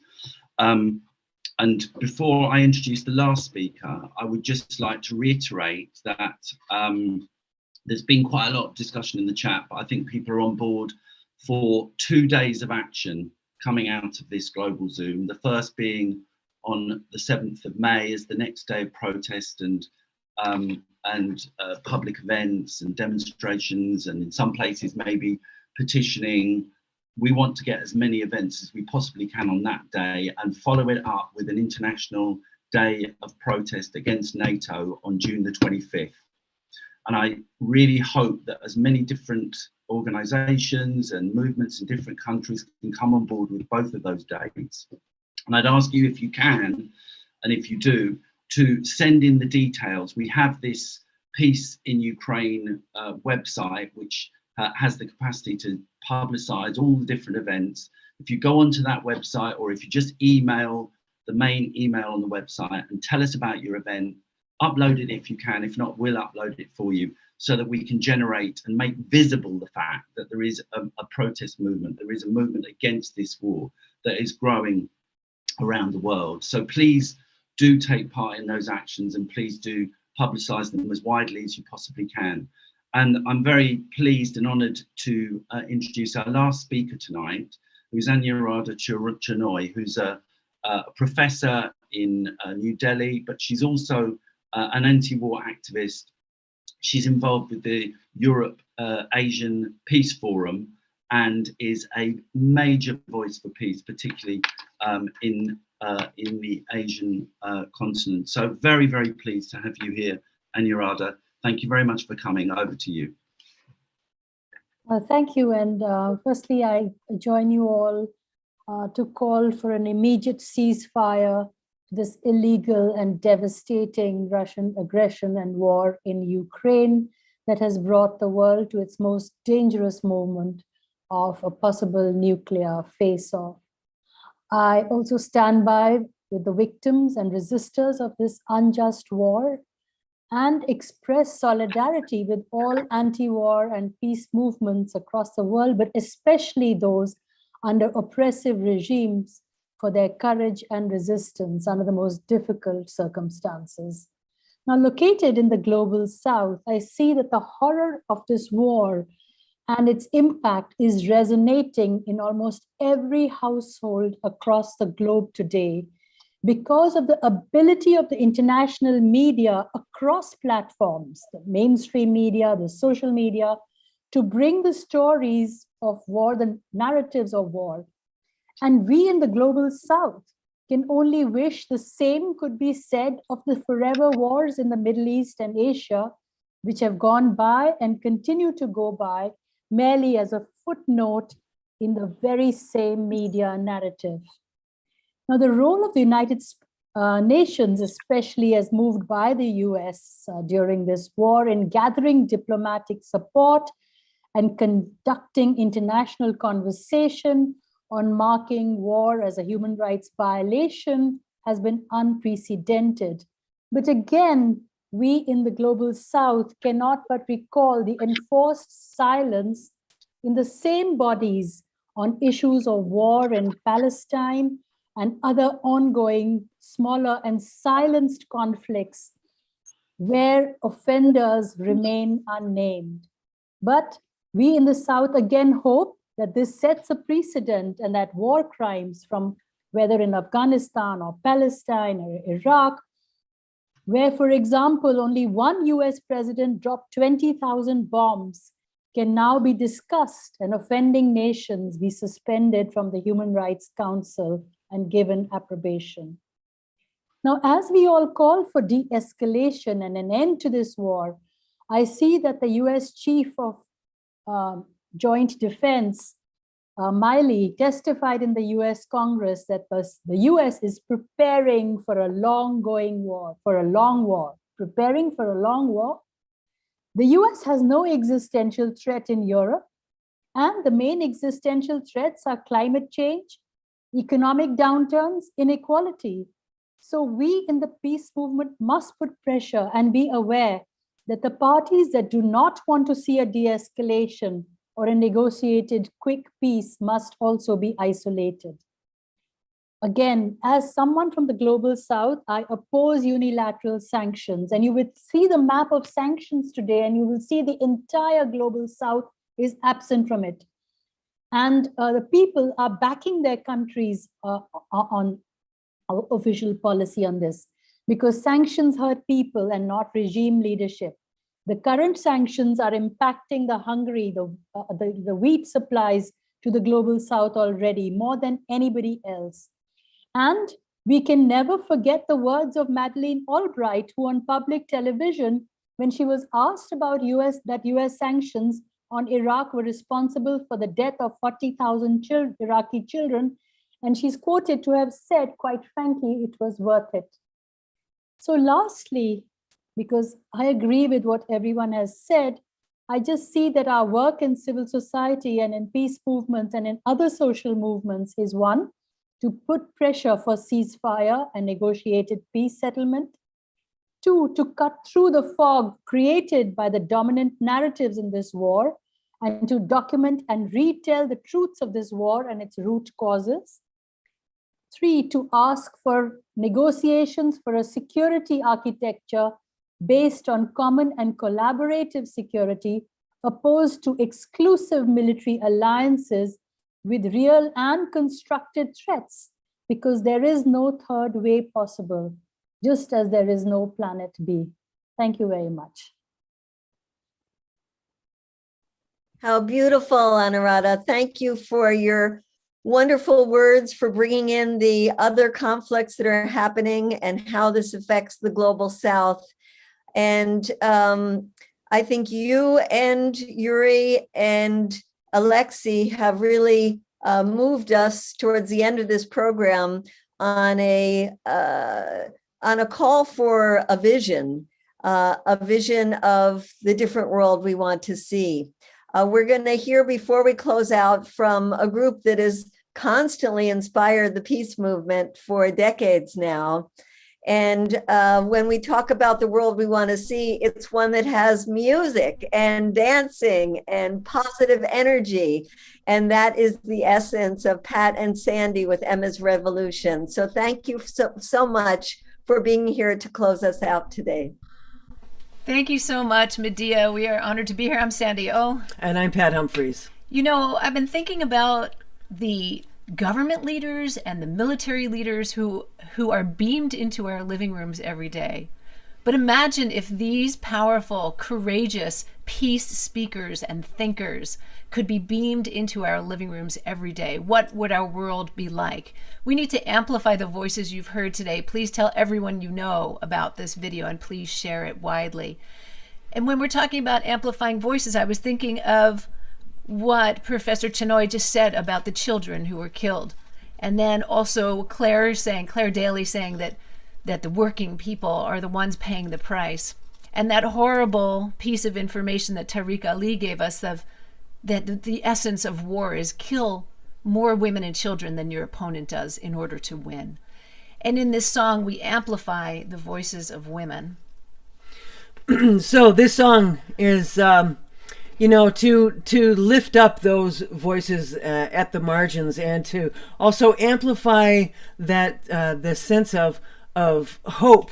We have to resist that hopelessness and cynicism that deflates our power in pushing back against these forces and creating a real global peace. Thank you so much for including us. Thank you all for being here. Your voices are so important. They're absolutely essential to our existence on the planet. And we need your voices in this song. The words are, "Hear my voice." Please sing them in any language, your language, another language. women in search of safety, children in need of food, struggling for our freedom, so I am a refugee. Women of hope and courage, living through poverty, fleeing from war and terror, so I am a refugee. I am a teacher, I am a worker, I am a woman, and I am a refugee. I am a mother, I am a daughter, I am a sister, and I am a refugee. Fighting for education, speaking my native tongue, practicing my religion, so I am a refugee. Powerful and resilient, seeing my people through, sharing my truth and wisdom, so I am a refugee. I am a speaker, I am a dancer, I am a singer, and I am a refugee. I am a writer, I am a lawyer, I am a fighter, and I am a refugee. Women will come together, linking our destinies, guided by intuition, no longer a refugee. Women of strength and beauty, driven by faith and heart, moving our people forward, no longer a refugee. I am a builder, I am a seeker, I am a dreamer, and I am a refugee. I am a leader, I am a healer, I am the future, and I am a refugee. I am a leader, I am a healer, I am the future, and I am a refugee. Hear my voice.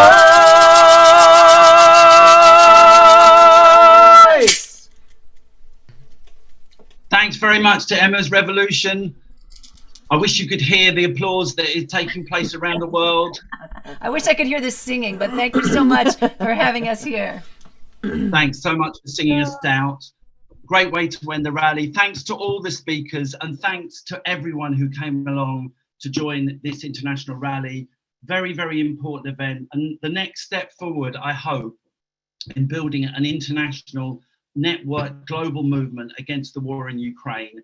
Please do everything you can to promote the days of action. Organise where you are. May the 7th, June the 25th. See you on the streets. Thank you very much. Comrades, sorry. How can we be in touch to solve very simple and concrete questions which really could help to anti-war movements in Russia, for example?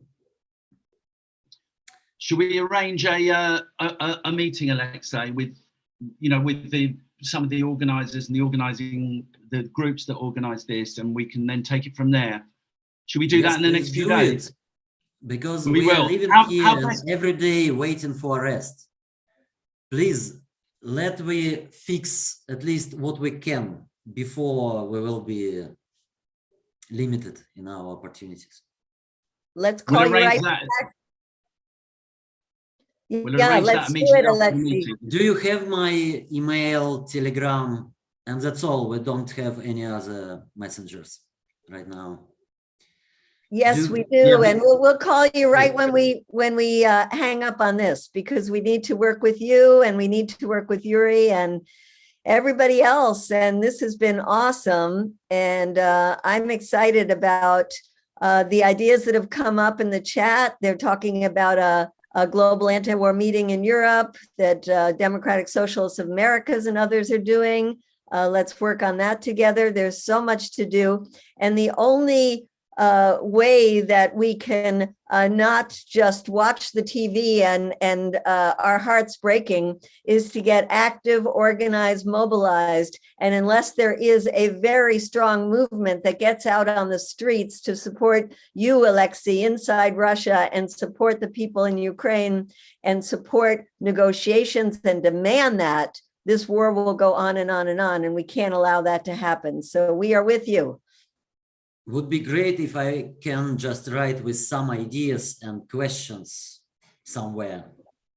Please let me do it. Chris, would you also pass on to Alexei and indeed to Yuri our contact details, because we could try and get that your voices heard in the Irish Parliament. Please. Which would be good. Yeah. But let's have an organising meeting anyway in the next couple of days. For sure. Thank you, everyone. Fantastic meeting. The next steps for a global movement. Thank you. Bye-bye.